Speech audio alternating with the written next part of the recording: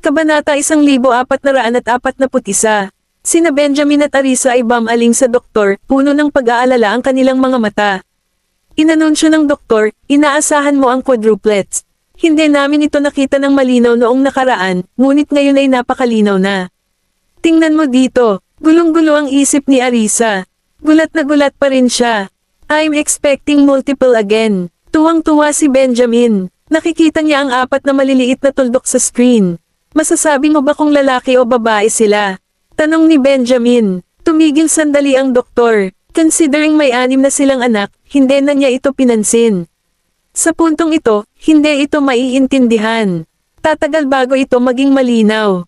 Nang marinig ang sinabi ni Benjamin, bumalik si Arisa sa kanyang katinoan at tumingin sa kanya. May pulis siya ang ospital na hindi pag-usapan ito. Bakit mo pinapahirapan ang doktor? Hindi alintana kung lalaki o babae sila, hindi ba? Don't tell me na hindi mo sila gusto.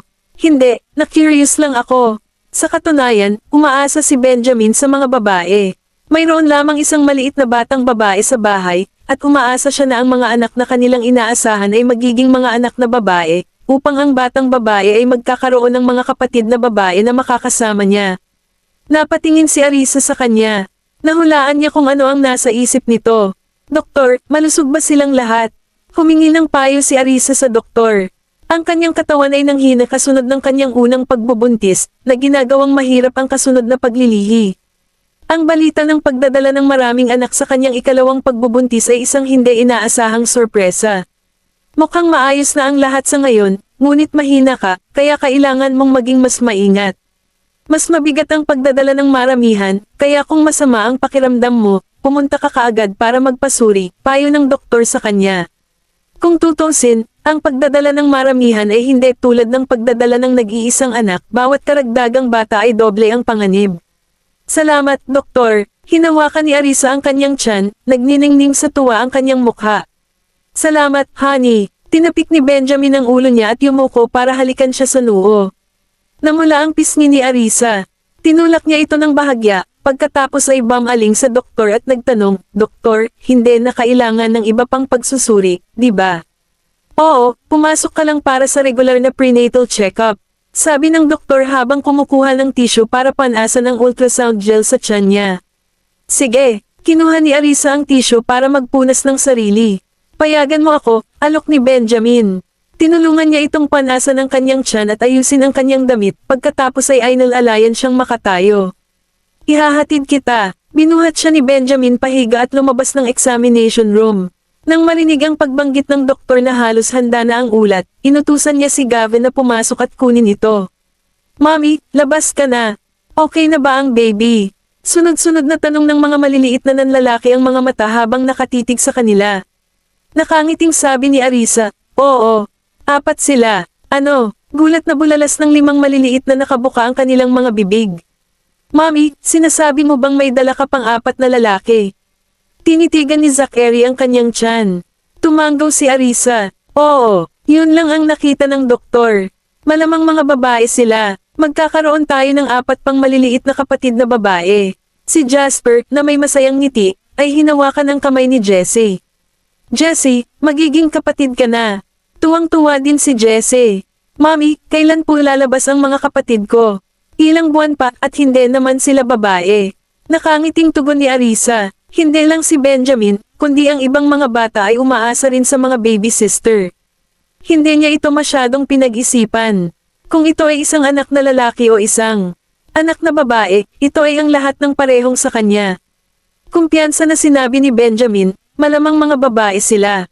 Natigilan si Arisa. Maaaring pareho. Napangiti si Oliver. Lalaki man o babae, mamahalin ko silang lahat. Napangiti si Tim. Sabi ni Arisa, Oo, pareho lang kung lalaki o babae. Mommy, I've got the report. Is this little brother? Bakit may 4 na little beans? Tanong ni Gavin, hawak ang report na may pagtataka. Nagpalitan ng tingin sina Arisa at Benjamin, nagulat na ang kanilang anak ay marunong magbasa ng ulat. Kabanata 1442. Napuno ng kagalakan si Oliver habang ipinaabot niya ang balita kay Gavin. Sinabi lang sa amin ni Mommy na may 4 na sanggol sa kanyang tiyan. Nagningning ang mga mata ni Gavin habang nakatingin kina Arisa at Benjamin. Talaga, Sabay-sabay na tumanggo ang mag-asawa, at nakangiting tumugon si Arisa, oo, pero hindi pa rin namin alam kung lalaki o babae sila. Hehe, lalaki man o babae, mamahalin ko silang lahat.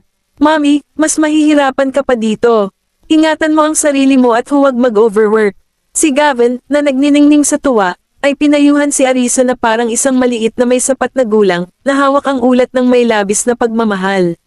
Sina Tim, Zachary, Oliver, Jasper, at Jessie ay nagtipon-tipon para tingnan ang ulat. He's so tiny. Ganito rin ba tayo noong nasa tiyan tayo ni Mommy? I suppose so. We all grown from being little, right? I wonder if they will look the same as US. Bakit wala silang mata o ilong? Ang anim na maliliit na bata ay matamang nakatitig sa resulta, nagdadaldal papalayo. Hindi napigilan ni Arisa ang mapangiti sa kanilang usapan. Hindi pa sila nagkakaroon ng mga mata at ilong, ngunit bigyan ito ng ilang oras at makikita mo sila. Noong ipinagbubuntis niya ang mga ito noon, hindi siya nagkaroon ng pagkakataong makita kung ano ang hitsura ng mga ito sa kanyang tiyan. Sa kaibuturan niya, nakaramdam siya ng panghihinayang. Pinagmasdan niya ang ulat sa hawak ng mga bata, isang alon ng makain ng kaligayahan ang bumabalot sa kanya, na humahantong sa bahagyang pag-uusok ng kanyang ilong. Tiningnan ni Benjamin ang masasayang ekspresyon ng mga bata, may bahagyang ngiti na naglalaro sa kanyang mga labi. Pagkatapos, nang makitang medyo abala si Arisa, mahina niyang tinanong, anong problema? Tumingin si Arisa sa kanya at bamulong, hindi ko nakita kung ano ang hitsura nila noong nasa tiyan ko sila. Matapos silang ipanganak, hindi na niya maalala kung ilan ang mayroon siya. Sa tuwing naiisip niya iyon, parang tinutusok ng karayom ang puso niya. Nakaramdam din si Benjamin ng panghihinayang sa kanyang puso. Sa hinaharap, kapag tiningnan mo ang mga larawang ito, maiisip mo kung ano ang hitsura nila sa loob ng iyong tiyan. Tumanggaw si Arisa. Iyon ang tanging paraan. Bahagyang humigpit ang hawak ni Benjamin sa kanya, saka tumalikod at lumabas ng examination room. Nang makitang abala pa ang mga bata sa ulat, tumawag si Arisa, "Sweethearts, let's go." "Mommy, hintayin mo kami." Ang anim na maliliit ay biglang napagtanto na ang mag-asawa ay lumayo na at nagmamadaling tumakbo upang maabyutan.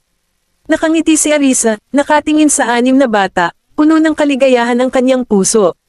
"Mommy, kapag ipinanganak na ang mga sanggol, tutulungan ka naming alagaan sila. Kailangan mo lang mag-focus sa pagbuti." Masayang sabi ni Gavin sa kanya. Nagsimula na siyang magplano kung paano alagaan ang mga sanggol. Puno ng kaligayahan si Arisa. Magaling. Nagkatinginan ng anim na maliliit na bata sa sobrang saya. Pagdating ng panahon, magpapalit tayo ng diaper para sa mga nakababatang kapatid natin, papakainin natin, at papatulugan. Pag na-master ko na ang combat arts, tuturuan ko rin sila para maprotektahan nila ang sarili nila. Nakangiting sabi ni Tim. Pamumunuan ko sila sa pag-explore. Tumawa ng malakas si Jasper.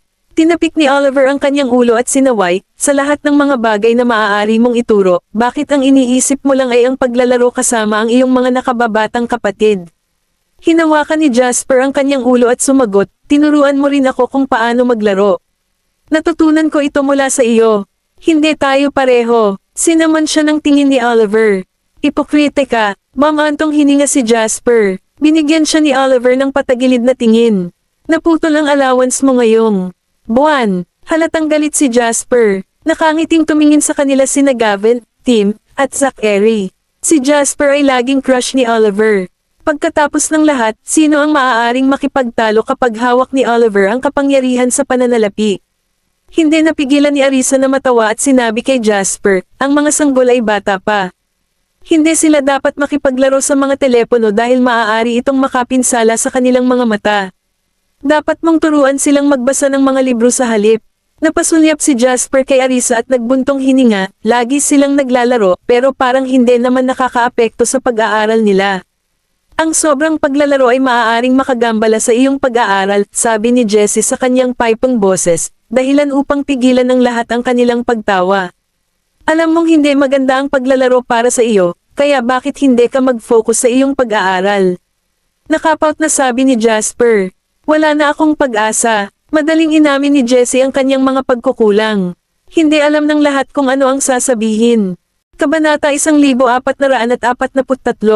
Punta tayo sa examination room. Napansin ni Arisa na akmang babuhitin siya ni Benjamin at mabilis siyang pinaalalahanan.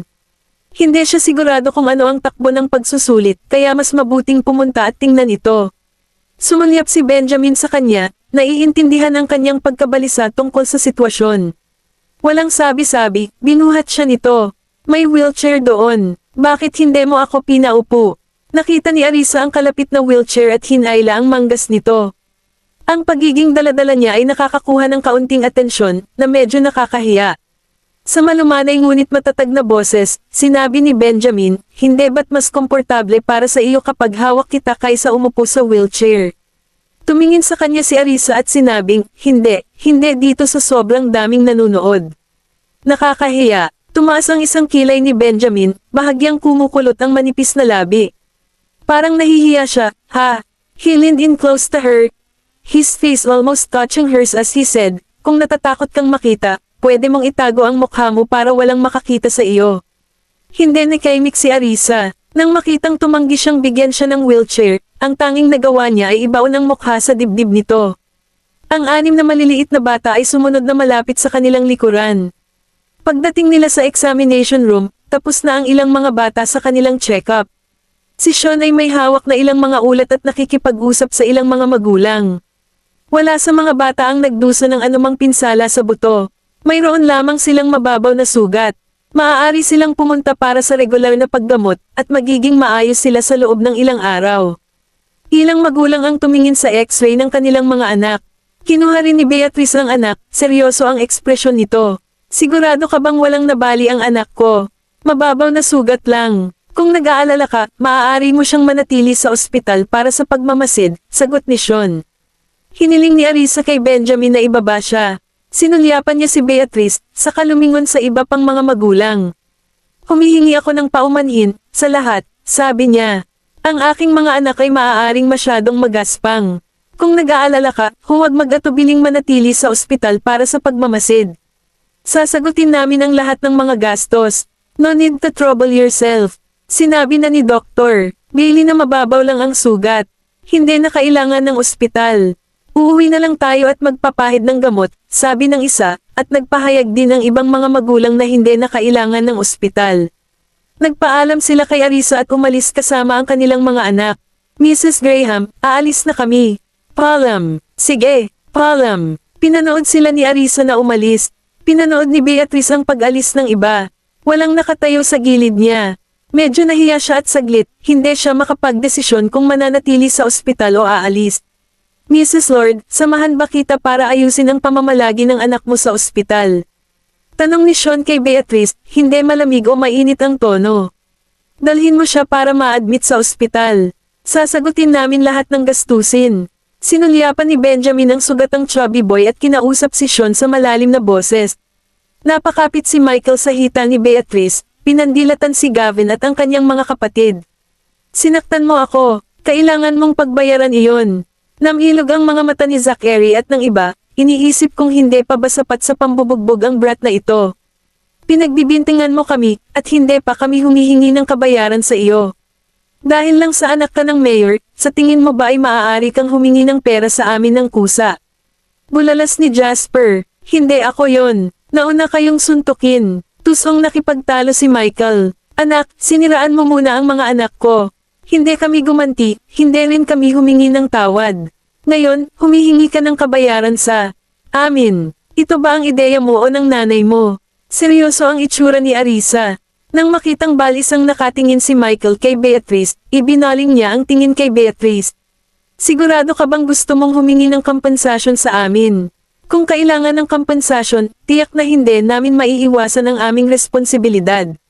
Maaari rin kaming magsagawa ng medikal na pagsusuri dito mismo sa ospital upang matukoy ang halaga. Sa pagsalubong sa malayong tingin ni Arisa, naramdaman ni Beatrice ang pag-aapoy sa kanyang mga pisngi, ngunit mas matindi ang galit sa kanyang puso. Itinakwil na ba ako ni Arisa bilang kanyang ina? Isa, kailangan ba ng ganyang ugali kapag kinakausap mo ako? Kabanata 1444. Ano ang dapat kong maging saloobin, Mrs. Lord? Napangisi si Arisa. Noong huling nagkita sila, nagkunwari si Beatrice na hindi siya nakilala. Kung ganoon nga, walang nakitang dahilan si Arisa para ipilit ang sarili sa kanya. Namula ang mukha ni Beatrice. Sinisisi mo ba ako kung bakit hindi kita inalis noon? I don't blame you. Regarding sa issue sa mga bata, ang anak mo ang naunang nanlait sa akin. Gumanti lang ang mga anak ko pagkatapos ni Lale, at nagsorry na sila. Kung tatanggapin mo o hindi, nasa iyo na. Rest assured, we will cover any medical expenses incurred. If you don't accept this, feel free to appeal. Please, do as you see fit. Inilihis ni Arisa ang kanyang tingin, ayaw nang pag-isipan pa ang mga isyong ito. Sinabi niya kay Sean, Mr. Bailey, mangyaring dalhin sila sa ospital para matanggap. Siguraduhing matatanggap nila ang pinakamahusay na paggamot. Sasagutin namin ang lahat ng gastos. Kahit ano, anak ng mayor ang batang ito, hindi siya pwedeng pabayaan. Medyo nagalit si Beatrice, hindi niya inaasahan na magiging ganoon ka-assertive si Arisa. Saan nagpunta ang mahiyain na taong kilala niya noon? Hindi pinansin si Beatrice, lumingon si Arisa kay Benjamin at sinabing, umuwi na tayo. Sige, binigyan ni Benjamin si Beatrice ng malamig na tingin, binuhat si Arisa, at umalis. Nagkatinginan ng 6 na bata at mabilis na sumunod kay Benjamin, naiwan lamang sina Beatrice at Sean. Nurse Lord, ihahatid na kita sa ward. Sabi ni Sean kay Beatrice. Napatingin si Beatrice sa direksyon kung saan umalis si Arisa at ang kanyang pamilya, sa kabinawi ang tingin. Tara na. Habang inaakay sila ni Sean patungo sa inpatient department, biglang nagtanong si Beatrice, kay Arisa ba ang mga batang iyon? Lahat sila ay mukhang magkapareho, maaari ba silang maging maramihan? Oo, sagot ni Sean. Tinulungan ni Benjamin si Arisa na sumakay sa kotse, at ang mga bata ay sumakay na mag-isa. Nakataon ang kanilang mga mata kay Arisa, puno ng kuryosidad. Napansin ni Arisa ang titig ng mga bata at nagtaas siya ng kilay. Ano ang gusto mong itanong? Mami, kilala mo ba yung babaeng yon? Diretsyong tanong ni Zachary. Matapos pagmasdan sandali ang mga bata, sa wakas ay sumagot si Arisa, iyan ang aking ina. Lahat ng 6 na bata ay nagsusuot ng mga ekspresyon ng pagkagulat, lubos na namangha. So sinasabi mong nakababatang kapatid mo ang bata?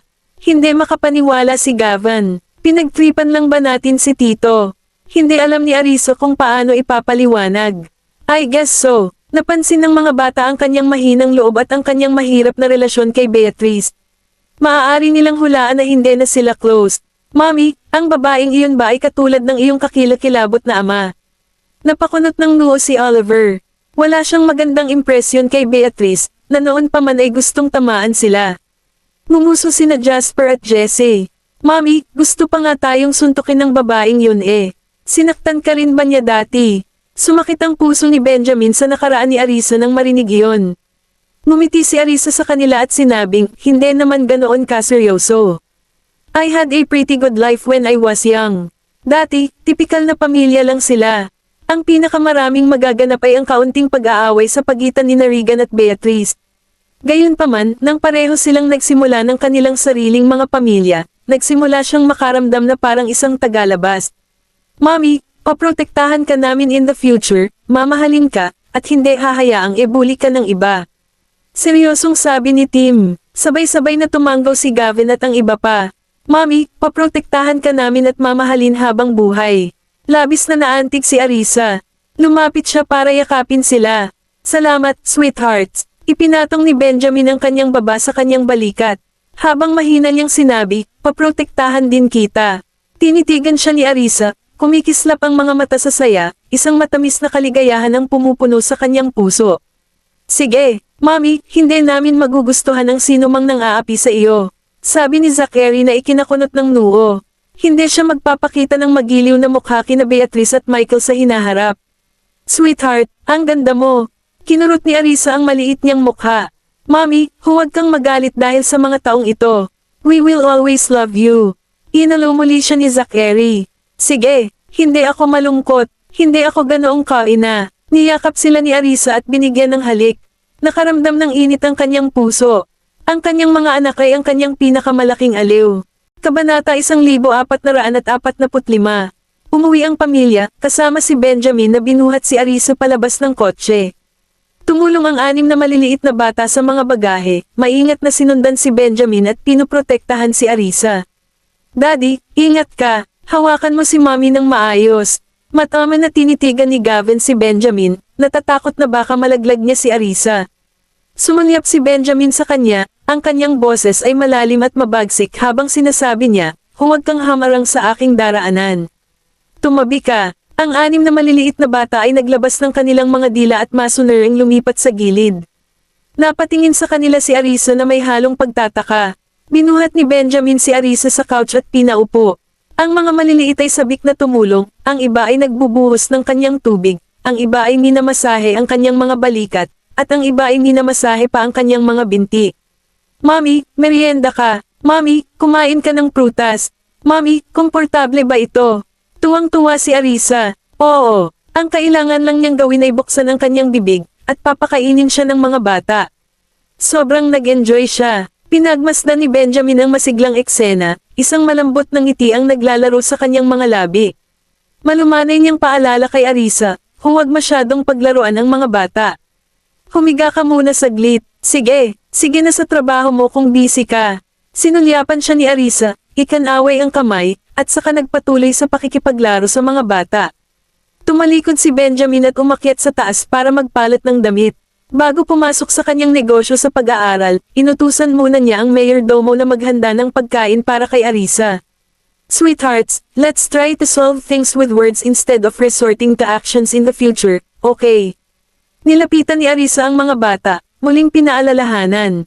Understood, Mommy. Aalagaan namin ang sarili namin. Sabay-sabay na sabi ng mga maliliit. Sa sandaling iyon, nagsimulang mag-vibrate ang phone ni Arisa. Nang makitang ano number iyon ay agad niyang ibinaba ang tawag. Sa hindi inaasahang pagkakataon, muling dumating ang tawag sa sumunod na segundo, kaya wala siyang choice kundi sagutin ito. Isa, bakit mo sinaktan ang anak ng nanay mo? Umalangaw ang boses ni Regan. Umawang ang labi ni Arisa. Paano mo nalaman? Tumawag ang nanay mo para kagalitin ako. Paanong hindi ko malalaman? Namumula si Regan sa galit. Bakit ka nanakit ng bata? Kung gusto mong malaman kung bakit hindi mo siya tanungin ng diretso sa halip na tanungin ako? Wala na akong kinalaman sa'yo. Pwede bang tigilan mo na ako palagi? Ikaw, I'm just anxious. Nothing more. Ang nanay mo na ngayon ang asawa ng mayor. Dapat ay mas maging maalalahanin ka. Ang pag-offend sa kanya ay wala nang maidudulot sa iyo. Biglang pinayuhan siya ni Regan, at nakita ni Arisa ang katapatan sa kanyang mga salita. No need for your concern. Just stop bothering me. Malamig na sabi ni Arisa. Hindi na hinintay ang tugon ni Regan, ibinaba niya ang telepono at agad na hinarangan ang numero. Gustong sabihin sa kanya ni Regan ang tungkol sa kanyang ina, ngunit nang subukan niyang tumawag muli, hindi siya makalusot. Sinubukan niya ang iba't ibang numero, ngunit hindi sinagot ni Arisa ang alinman sa mga ito. Gayunpaman, kahit gaano karaming beses na hinarangan ni Arisa ang isang numero, may lalabas na bago. Galit na galit si Arisa. Mami, kunin ko yan para sa'yo. Lumapit si Zachary kay Arisa, na naglabas ng autoridad. Dito, ayaw marinig ni Arisa ang boses ni Regan. Kinuha ni Zachary ang phone niya, sinagot ang tawag, at nilagay sa tenga niya. Ang boses ni Regan ay nanggaling sa kabilang dulo. Isa, wala akong ibang ibig sabihin. Nagmamakaawa lang ako. Huwag kang bumangon. Spit it out already. Anong gusto mo sa mami ko? Pinutol ni Zachary ang sinabi ni Regan. Tumigil sandali si Regan, walang kamalay-malay na naging malumanay ang boses niya habang nagtatanong, ikaw ba yan, Zachary? Hinahanap ko ang mami mo. Nasa malapit ba siya? Sabihin mo lang kung meron. Ayaw tanggapin ng mami ko ang mga tawag mo. Diretsyong sabi ni Zachary. Well, saglit na nag-alinlangan si Regan. Ano ang silbi ng pakikipag-usap sa batang ito? Sige, ibaba ko na ang tawag kung wala ng iba. Tumanggaw si Zachary. Hold on, wag mong ibaba ang tawag. Nagpa siya si Regan na diretsyo sa punto. Kabanata 1446. Zachary, pakipasa ang telepono sa nanay mo. Kailangan ko siyang makausap tungkol sa lola mo, nag-aalalang sabi ni Regan. Bahagyang kumunat ang noo ni Zachary. Walang dapat pag-usapan tungkol sa bagay na ito. Huwag mong istorbohin ang aking ina sa iyong mga isyu sa pamilya. Pinutol niya ang lahat ng relasyon sa inyong lahat. Napatingin si Arisa sa anak. Malabo niyang naramdaman na may sinabi si Regan. Pagkababa ng telepono, sinalubong ni Zachary ang tingin ni Arisa at sinabi sa kanya, may binanggit si Regan tungkol sa kanyang ina. Nay, Hindi mo na siya kailangang pansinin. Tumanggo si Arisa, nauunawaan niya na ang pagkakahuli sa matandang babae ay tiyak na ikabahala ni Regan. Nay, binubuli ka na naman ba ng matandang iyon? Matiim na tinitigan ni Jasper si Arisa. Sinulyapan sila ni Arisa at sinabing, pagkaalis niyo kaninang umaga, pumunta siya sa bahay namin. Pumunta siya sa bahay namin. Gulat na gulat si Gavin, baka sa maliit niyang mukha ang disgusto. Hindi niya gusto si Finley. Oo, tumanggaw si Arisa. Hinawakan ni Tim ang kamay niya at nag-aalalang nagtanong, Nay, binubuli ka na naman ba niya? Nakangiting sabi ni Arisa sa kanila, hindi, pero pinagalitan ko siya at ipinadala sa police station. Nanlaki ang mga mata ni Oliver sa gulat. Nag-thumbs up siya kay Arisa. Mom, that was a brilliant move. Ganyan talaga dapat ang pakikitungo mo sa mga makukulit na tao. Kailangan mo silang turuan ng leksyon. Eksakto. Siguraduhin nating hindi na siya maglalakas loob na ibuli si nanay. Sabi ni Jasper, Mom, bakit mo siya pinapunta sa police station? Nadama ni Gavin na may higit pa sa kwento. Hindi pwedeng dahil lang sa nabuli si Arisa. Alam na alam niya na hindi ganoong klaseng tao si Arisa. Masyadong malayo ang napuntahan ng kabilang partido. Sinulyapan ni Arisa ang mga bata at sinabi sa kanila ang ginawa ni Finley dito. Napabulala si Jessie, magnanakaw. Sabi ni Oliver, kung hindi kayang panatilihing malinis ng isang tao ang kanilang mga kamay, nararapat silang ikulong at turuan ng leksyon. Sabi ni Zachary, Regan actually has the nerve to plead with Mom. Hindi ba siya nahihiya na magkaroon ng ganoong ina? Sabi ni Jasper, eksakto. Bakit hinahanap na naman ng matandang babaeng iyon si nanay dito? Mapilit talaga siya. Sinabi ni Tim, Nay, huwag mo silang salubungin kapag nag-iisa ka sa bahay sa hinaharap. Napakadelikado. Tinapik-tapik ni Arisa ang maliliit nilang ulo. It was purely accidental that I let her in. Sa seryosong ekspresyon, naisip ni Gavin na kailangang mag-print ng mga larawan ng pamilya ni Regan at ipamahagi ito sa mga bodyguard. Mula noon, dapat nilang determinadong tanggihan ang pagpasok sa kanila. Tumakbo siya papunta sa study. Gavin, saan ka pupunta? Tawag ni Arisa nang makita siyang biglang tumakbo. Nay, pupunta ako sa pag-aaral para may kunin. Nang hindi lumilingon, tumakbo si Gavin. Nasa kanyang pag-aaral si Benjamin nang makita niyang biglang sumugod ang kanyang anak na mukhang nalilito. Nakataas ang isang kilay niyang sagot. Anong mali? Daddy, may gusto akong ipaprint. Lumapit si Gavin sa kanya, nakatingin sa computer na kakabukas lang ni Benjamin. Itinoon ni Benjamin ang kanyang mga mata sa maliit. Ano ang gusto mong i-print? Larawan ng pamilya ni Regan. Naningkit ang mga mata ni Benjamin habang marahang ginulo ang buhok ng anak. Anong balak mo? Tumingin sa kanya si Gavin at galit na sinabi, gusto kong maalala ng mga bodyguard ang kanilang mga mukha. Hindi na sila papayag ang muli sa bahay natin, at tiyak na hindi sila makakalapit kay nanay. Mahinang sinabi ni Benjamin, ipapadala ko ito sa kanila saglit. Hindi na kailangang i-print ito. Huwag kang magalit, makipaglaro ka muna sa nanay mo, at hayaan mo siyang magpahinga pagkatapos.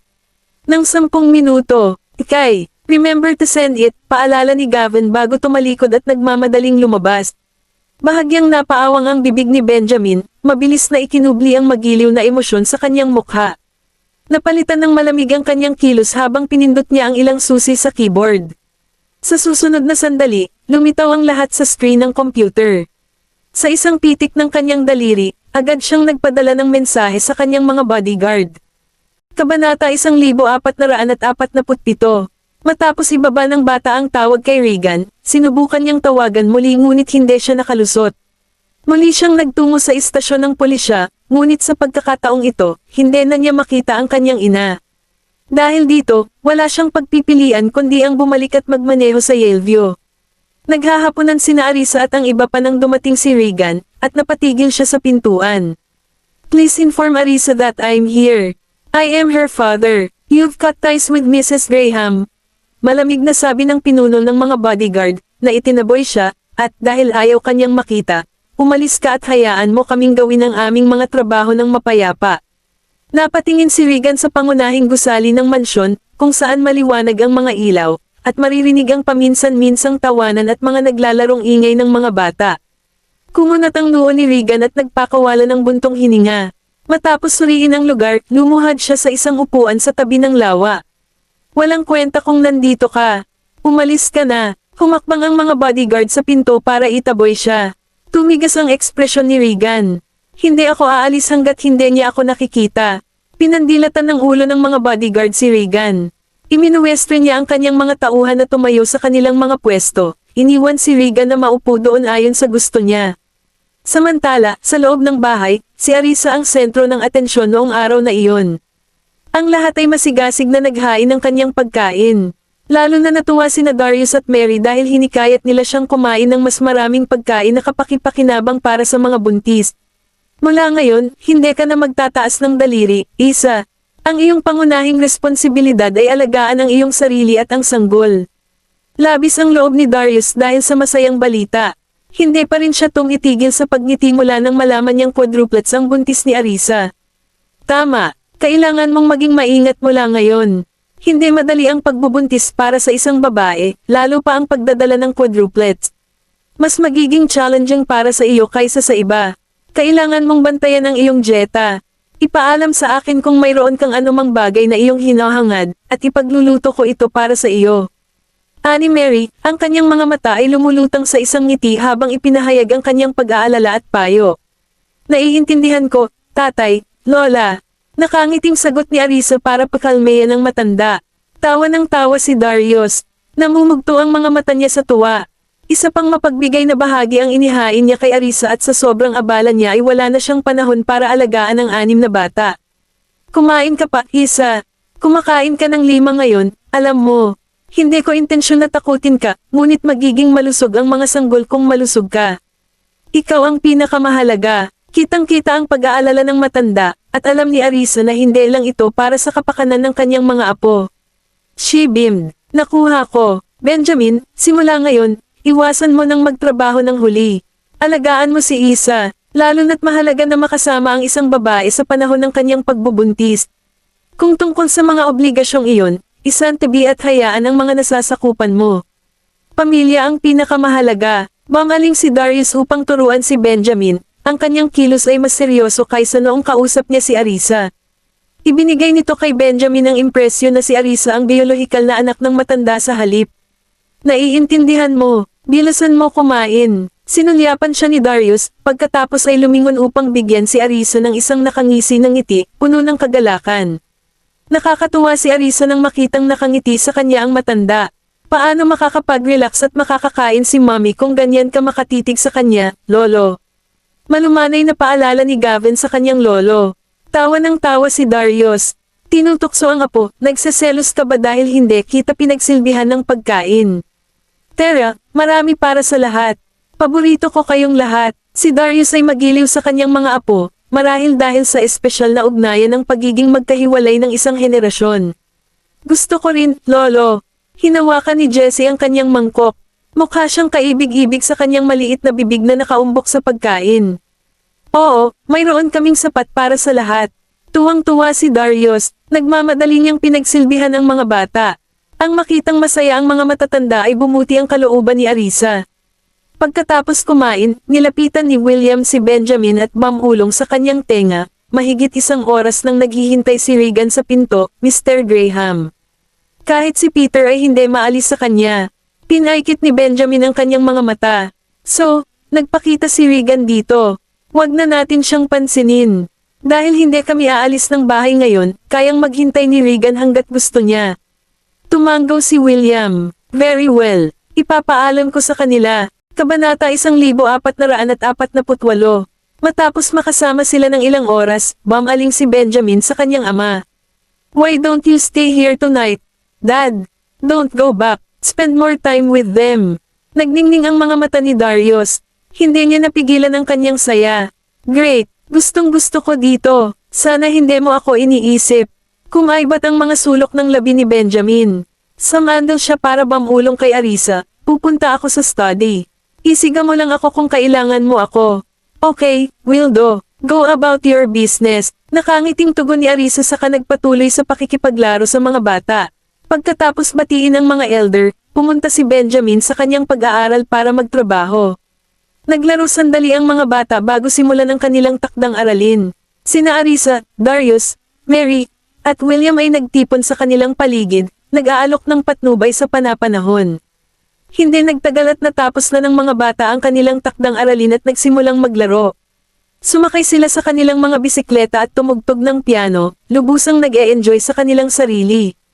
Ang mga matatanda ay humigop ng tsaa sa gilid, nagpainit sa buhay na kapaligiran. Naghihintay pa rin si Regan sa pinto. Nang marinig ang tawanan na nagmumula sa bahay, nakaramdam siya ng hindi maipaliwanag na kalungkutan. Tumingin sa kanya ang pinuno ng mga bodyguard at pinayuhan, bumalik ka na. Kahit maghintay ka dito magdamag, hindi mo makikita si Mr. Graham at Mrs. Graham. Tumingin si Regan sa villa at hinarap ang pinuno ng mga bodyguard, pwede bang magpasa ka ng mensahe para sa akin? May importante talaga akong pag-uusapan sa kanila. Napangisi ang ulo ng mga bodyguard. Ang tinutukoy mo ba ay ang bagay tungkol sa iyong ina? Nakagawa siya ng isang malubhang krimen. Hindi kasalanan ni Mrs. Graham. Dapat mong ihinto ang paggamit ng iyong edad bilang isang dahilan. Dapat mong harapin ang mga kahihinatnan kung magnakaw ka. Ang pagiging lecturer ng isang taong mas bata sa kanya ay higit pa sa kayang tiisin ni Regan. Sinabi ni Mr. Graham na hayaan kang maghintay dahil gusto mong maghintay dito, at iiwan ka namin. Hindi na nakatiis ang ulo ng mga bodyguard. Kung tutusin, nakakaistorbo ang presensya ni Regan doon. Sinabi ba talaga ni Mr. Graham yan? Napatingin si Regan sa ulo ng mga bodyguard na may pagdududa, mukhang hindi pa sila handang kumilos. Napangisi ang ulo ng mga bodyguard. Walang dahilan para dein ka tungkol dito. Kung sa tingin mo ay makikilala ka ni Mr. Graham, maaari mo siyang tanungin mismo. Nabulunan si Regan. Kung pwede lang sana, ginawa na niya. Sa kasamaang palad, hindi niya mahanap si Benjamin sa opisina noong araw, at ang kanyang paglalakbay sa Yaleview upang makita siya ay nauwi rin sa pagkabigo. Naghintay ng ilang sandali si Regan, kung saan matigas niyang sinubukang tawagan muli si Arisa. Gayunpaman, ang lahat ng mga numero ay na-block, na ginagawang imposibleng makalusot. Inaalala ang mga detalye sa WhatsApp ng bata, mabilis siyang tumawag. Nang makita ang video call ni Regan, inikat ni Zachary ang kanyang mga mata at desididong ibinaba ang tawag. May dumating na mensahe mula kay Regan. Nakasulat ito, sagutin ang telepono, Jesse. Si Lolo ay nasa iyong pintuan. Pinaikit ni Zachary ang kanyang mga mata. Baka sa mukha niya ang panghahamak. Hindi alam nitong si Regan kung kailan susuko, ha? Pumunta pa siya sa bahay namin. Napangisi ang bata. Inilagay niya ang kanyang telepono sa silent mode, itinapon ito sa isang tabi, at tumakbo upang maglaro. Sinubukan ulit ni Regan na tumawag, ngunit walang sumasagot. Sa kaliwa na walang ibang mga pagpipilian, siya ay tumalon sa pagkatalo. Hoy, wala na siya. Tuwang-tuwang bulalas ni Jasper, sumilip sa teleskopyo. Nasa malapit lahat sina Gavin, Tim, Zachary, at Oliver. Nang marinig ang balita ni Jasper, nagtipon-tipon sila para. Tingnan, he's finally gone. Bakit ba ang kulit ng York family, laging pumupunta para istorbohin si Mommy? Pagmamaktol ni Oliver, sa tingin mo ba babalik siya bukas? Tanong ni Tim na nakakunot ang noo. Nagpalitan ng tingin ang mga bata, at si Gavin, na nakatingin sa apat na nakababatang kapatid, ay may naisip. Paano kung guluhin natin siya? Sabay sang-ayon ni Zachary sa kanya. Sure, kailangan nating gawing mas malaking problema para wala siyang oras na abalahin si Mommy. Matapos mapisa ang isang plano, tumakbo ang 5 bata sa hagdan at nagmamadaling bumalik sa kanilang silid. Matapos ilock ang pinto mula sa loob, bumaba sila sa negosyo. Kabanata 1449. Nasa ibaba sina Arisa, Jesse, Darius, at Mary. Hindi alam kung nasaan ang 5 bata. Saan nagpunta si Gavin at ang iba pa? Biglang napagtanto ni Darius na matagal na niyang hindi nakikita ang kanyang mga apo. Sumilip si Arisa sa itaas at tumawa. Sa tingin ko umakyat lang sila. We're all here. Bakit sila umaakyat dyan? Laming-galinga si Darius sa paligid, medyo naguguluhan. Titingnan ko sila. Tumayo si Mary at umakyat para hanapin ang 5 bata. Pagod ka na ba, Isa? Dapat bang ihatid kita ni Benjamin sa itaas para magpahinga? Tanong ni Darius na ipinakita ang pag-aalala kay Arisa. Marahang umiling si Arisa. I'm not tired, Dad. Mahina niyang sabi. Medyo pa. Ngumiti si Darius, lumukat ang mga mata. Gusto mo ba ng juice? Magiliw niyang tanong. Maaari akong gumawa ng ilan para sa iyo. Napangiti si Arisa sa kasiglahan ng matanda. Oo naman. Teka lang. Babalik ako agad. Masiglang tumakbo si Darius upang ihanda ang juice, na sinundan ng butler. Ano pa bang gusto mo, Mommy? I can make it for you. Tanong ni Jessie sa malambing at matamis na boses sabay yakap sa braso niya. Magiliw na kinurot ni Arisa ang pisngi ng anak bago ito hinalikan. Hindi pa ako nagugutom. Bakit hindi ka magdala ng prutas kay Daddy? Kumuha siya ng isang plato ng prutas at iniabot sa maliit na babae, only to see her pouting, tila hindi nasisiyahan. Anong mali? Napatingin si Arisa kay Jessie na may kislap sa kanyang mga mata, napansin niyang parang may kakaiba sa pagitan ng dalaga at ni Benjamin. Hindi ito kakainin ni Mr. Graham kung dadalhin ko ito sa kanya, sabi ni Jessie. Bakit ayaw niya? Hinaplos ni Arisa ang buhok ng anak. Kakainin ito ng iyong ama kung dadalhin mo ito sa kanya, pag-uusig niya. Pinakamamahal ka niya, hindi naman. Siya ang pinakamamahal ng mga lalaki. Nagpout si Jessie bilang pagtutol. Hinaplos ni Arisa ang kanyang ulo habang nagpapaliwanag, hindi mo ba napapansin na si Daddy lang ang humahawak sa iyo at hindi ang mga lalaki? Hindi lang siya marunong makisama sa iyo. Pero mahal na mahal ka niya kaya tinatanong niya pa ako kung ano ang gusto mo sa lahat ng oras. Tumingin sa kanya ang batang babae, nag-isip sandali, at mahinang sinabi, ngunit hindi ko pa siya pinapatawad. Natuwa si Arisa, kinuha niya ang kamay ng kanyang anak. Naging mabuti siya sa akin, di ba? Kamakailan lang, araw-araw niya akong inaalagaan sa bahay, at napakahusay niya. Hindi mo ba naisip na bigyan mo siya ng reward? Kung hindi, malungkot siya, di ba? Sige, ihahatid ko sa kanya. Bumaba si Jessie at, pumitas ng prutas, tumakbo papunta sa study. Tumawa si Arisa, dahan-dahan, huwag kang mahulog. Nang makarating sa pintuan ng study, sumilip ang batang babae sa loob. Nakita niya si Benjamin sa telepono sa balcony. Lumibot ang mga mata niya sa paligid. Dala-dala ang isang plato ng prutas, nag-tiptoed siya, nagbabalak na umalis sa sandaling may baba niya ito. Gayunpaman, nang malapit na siya sa mesa, lumingon si Benjamin at nakita niya ang kanyang anak na babae na papasok at may inilapag. Agad naman siyang naglakad. Inabot niya ang kanyang mahabang braso, kinuha niya ang pinggan ng prutas mula sa kamay ni Jessie at inilagay sa mesa. Ma'am, e-email ito sa akin kapag tapos na. Bilin niya sa taong nasa kabilang linya. Malamig na tinignan siya ni Jessie. Sabi ni Mommy kailangan mong ubusin itong plato ng prutas. Napagmasdan ni Benjamin ang kulat aloof na kilos ng kanyang anak, at isang ngiti ang sumilay sa kanyang mga labi. Ang dami dito. Paano kung tulungan mo akong tapusin ito? Ipinatong niya ang kanyang kamay sa ulo ng batang babae, hinaplos ito ng marahan. Nagpout si Jessie. Medyo nakakain na kami ni Mommy. You help yourself. Magiliw na kinurot ni Benjamin ang pisngi ng kanyang anak, mahinang tumugon, sige. Tatapusin ko ito. Pagkatapos kumain ng ilang piraso, napansin ni Benjamin ang batang babae na nakatitig sa kanya. Mas tumpak sa mga strawberry sa kanyang kamay. Nagtaas siya ng kilay. Kinuha niya ang isa at itinapat sa labi ng kanyang anak. Ang sarap ng mga strawberry na ito. Magkaroon ka. Napatingin sa kanya si Jessie. Wala bang matitira sa'yo kung gagawin ko? Tanong niya. Tuwang-tuwa si Benjamin. Marami pa. Hindi ako makakain ng ganoon karami. Nang makitang dinala niya ito, masayang kinain ni Jessie. Kabanata 1450. Masarap. Naningkit ang mga mata ni Jessie sa tuwa, nakahawig ng isang miniature na bersyon ni Arisa at mukhang hindi kapani-pani walang kaibig-ibig. Yumuko si Benjamin para buhatin siya at pinakain ang natitirang strawberry. Nasa sala pa ba si Mommy? Tumango ang batang babae, mahina at matamis ang boses habang sumagot, oo. Tinanong lang ni Lolo si Mommy kung pagod na ba siya, pero gusto ni Mommy na maglaro ng kaunti pa. Tumango si Benjamin, puno ng pagmamahal ang kanyang tingin habang pinapanood ang kanyang anak na kumakain. Kumuha siya ng napkin at marahang pinunasan ng strawberry juice sa gilid ng bibig niya. Matapos siyang pakainin ng ilan pang strawberry, nag-alinlangan si Jessie. Hindi ka na ba talaga kakain, Mr. Graham? Tapos na akong kumain. Mauna ka na. Malumanay na sabi ni Benjamin habang may pinanabik na nakatingin sa kanyang anak. Gusto mo ba akong tawaging Daddy, Jessie? Nanlaki ang mga mata ni Jessie sa biglaang pagkaunawa. Pinakain mo ba ako ng mga strawberry para lang linlangan akong tawagin kang Daddy, Mr. Graham? Umawang ang labi ni Benjamin. Ako ang tatay mo. Hindi ba normal lang na tawagin ako ng ganyan? Tsaka alam kong mahilig ka sa strawberry kaya naman pinakain kita. Walang hidden motive. Napasulyap si Jessie sa kanya, ang mahahabang pilak mata nito ay kumikislap na parang manika.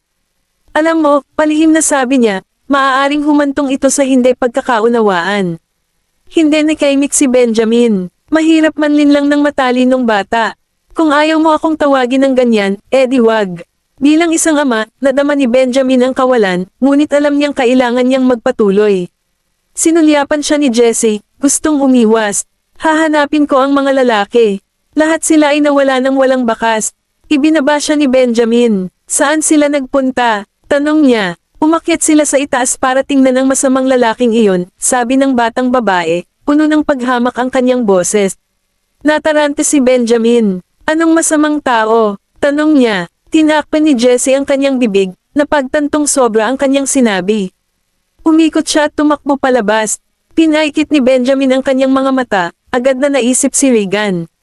Pagbalik sa kanyang mesa, sinuri niya ang pagbabantay sa pasukan. Walang bakas ng lalaki o ng kanyang sasakyan. Sa itaas na palapag, dumating si Mary sa pintuan ng mga bata, ngunit nakita niyang nakalock ito mula sa loob. Gavin, Jessie, pareho kayo sa loob. Tawag niya sa pinto. Agad na napalingon sa pinto ang ulo ng 5 bata na nakasiksik sa harap ng computer. Hinahanap tayo ni Lolo. Nagpalitan ng tingin ang 5 bata, pagkatapos ay nagkakaisang nagpasya na buksan ni Tim ang pinto. Ay distract mo siya, sige. Walang pag-aalinlangan, nagmamadaling buksan ni Tim ang pinto. Ang kanyang maliit na figure ay lumabas, isinara ang pinto sa likod niya habang siya ay umalis. Hinahanap mo ba kami, Lola? Wala nang oras si Mary para tingnan kung ano ang nangyayari sa loob. Hinimas-himas niya ang ulo ng bata. Hinihiling ka ng iyong lolo na bumaba at maglaro. Tere, bumaba na tayo. Nagkusa si Tim na hawakan ang kamay ni Mary at ihatid siya pababa. Hindi ko naiintindihan ang lahat ng bagay na hacker. Saglit na nag-alinlangan si Mary. Hindi ba sila bababa? Medyo bababa na sila. Gumagamit lang sila ng restroom. Malakas na tugon ni Tim, tinitiyak na maririnig siya ng malinaw ng 4 na nasa silid. Walang pinaghihinalaan si Mary. Tumanggo siya at bumaba kasama si Tim. Nasaan ang iba, Tim? Casual na tanong ni Arisa nang makitang siya lang ang bumaba. Pupunta sila sa banyo sa taas, Mommy. Nakangiting nagulat si Tim, ang kanyang inosenteng kilos ay hindi nagtataas ng anumang hinala. Tumanggo si Arisa at sinenyasan siya. Nagkataon na inihanda ni Darius ang juice at inihain ang bawat isa sa kanila ng isang tasa. Nasaan ang iba? Bakit hindi pa sila bumababa? Curious na tanong ni Darius na sumulyap kay Tim. Ilang sandali lang ay bababa na sila. Gumagamit lang sila ng banyo. Nakangiting sabi ni Tim kay Darius. Dapat uminom ka rin ng juice, Lolo. Hindi napigilan ng matanda ang ngiti ng bata. Puno ng pagmamahal ang mukha niya. Sa sandaling iyon, nakatanggap si Regan ng tawag mula sa kumpanya at nagmamadaling hawakan ito.